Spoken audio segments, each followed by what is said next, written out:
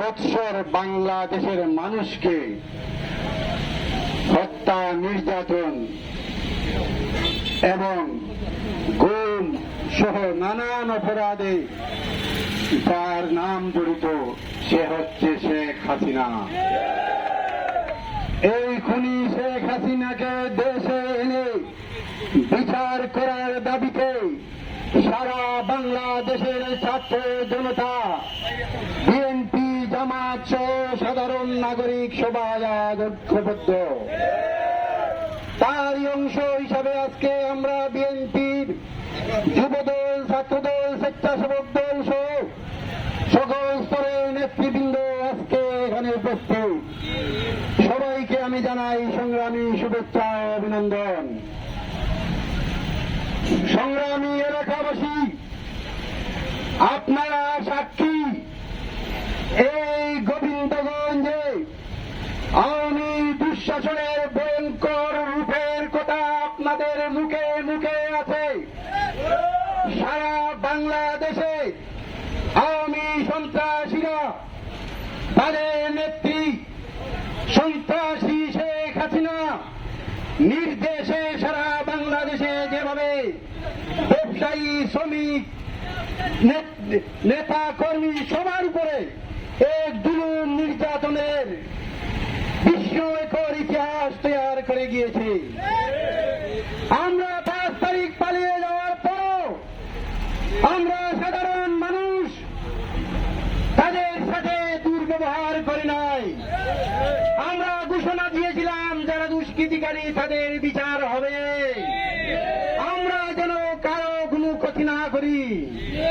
কিন্তু আমি হুঁশিয়ার করে দিতে চাই, সেই সুযোগ নিয়ে যদি কোনো দালালের কথায় কিংবা কোনো মুনাফিকের কথায় যদি আপনারা সাহস জুগান, আর যদি শাসকের কোন জায়গায় আপনারা আবার বিশৃঙ্খলা করার চেষ্টা করেন, বাংলাদেশ জাতীয়তাবাদী দল, তার অঙ্গ সংগঠন, সাধারণ জনগণকে নিয়ে তা তাৎক্ষণিক প্রতিরোধ করবে ইনশাআল্লাহ।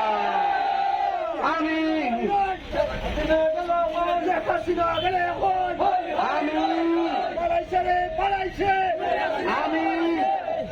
সাতক উপজেলার প্রত্যেকটি ইউনিয়নের নেতৃবৃন্দকে বলছি, আপনারা সজাগ দৃষ্টি নিয়ে সাধারণ মানুষকে পাহারা দিন। হিন্দু সম্প্রদায় সহ সমস্ত সংখ্যালঘুদেরকে পাহারা দিন, যাদের আওয়ামী দুর্বৃত্তরা তাদেরকে কিছু করে আমাদের উপর না ফেলতে পারে। সেই জন্য আপনারা প্রহরায় থাকুন। একটা কথা মনে রাখবেন, বিএনপি আপনাদের ভুলে নাই, বিএনপি আপনাদের ত্যাগের কথা ভুলে নাই, হত্যা, জুলুম, নির্যাতনের কথা ভুলে নাই। আপনার মা যখন পুলিশের সামনে গিয়ে বলতো আমাদের ছেলে বাড়িতে নেই, মায়ের সাথে পুলিশ খারাপ আচরণ করতো, সে কথা আমরা ভুলি নাই।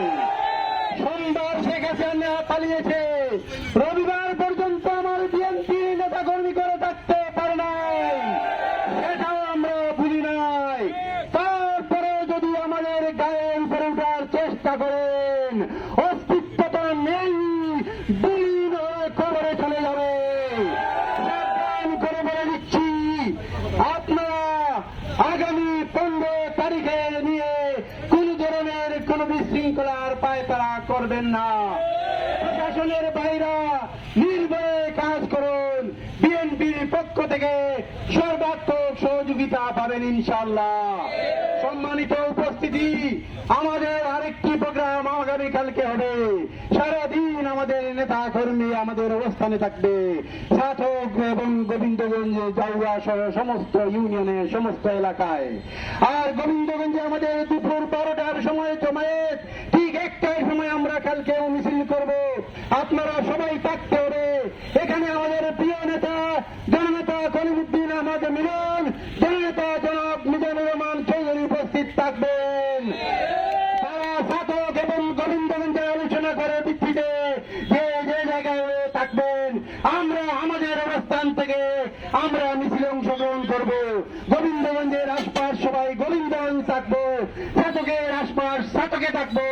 দাওয়ার আশপাশ দাওয়ায় থাকবো। আপনারা কেউ দাওয়াতের অপেক্ষা করবেন না, বাসায় সবাই এখানে চলে আসবেন কলেজ মাঠে। এবং শুক্রবারে আমাদের নেত্রীর রোগ মুক্তি কামনা এবং যারা শহীদ হয়েছে তাদের রুহের মাগফিরাত কামনা করে কলেজ মসজিদে বাদ আসর দোয়া অনুষ্ঠিত হবে। সবাই থাকবেন। মনে রাখবেন, আমাদের এখন সুদৃঢ় ঐক্য রাখতে হবে। গত 16 বছর চেয়ে আরো ভয়ঙ্কর অবস্থা বর্তমানে।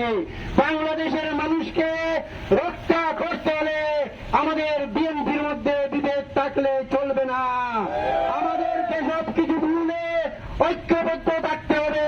প্রয়োজনীয় নেতৃবৃন্দের সাথে কথা বলে পরামর্শ করে আমরা সবকিছু করতে হবে। আমাদের নেতৃত্বে আজকে গলিমুদ্দিন মিলন, নিজাম চৌধুরী, তাদের পরামর্শে শাসক দল বিএনপি পরিচালিত হবে ইনশাল্লাহ। সবাইকে ধন্যবাদ। খুদা হাফেজ। আজকের মতো সভা এখানেই সমাপ্তি। বাংলাদেশ জিন্দাবাদ। তারেক জিয়া জিন্দাবাদ। দেশনেত্রী বেগম খালেদা জিয়া জিন্দাবাদ জিন্দাবাদ। শহীদ রাষ্ট্রপতি জিয়াউর রহমান অমর হোক অমর হোক। আসসালামু আলাইকুম।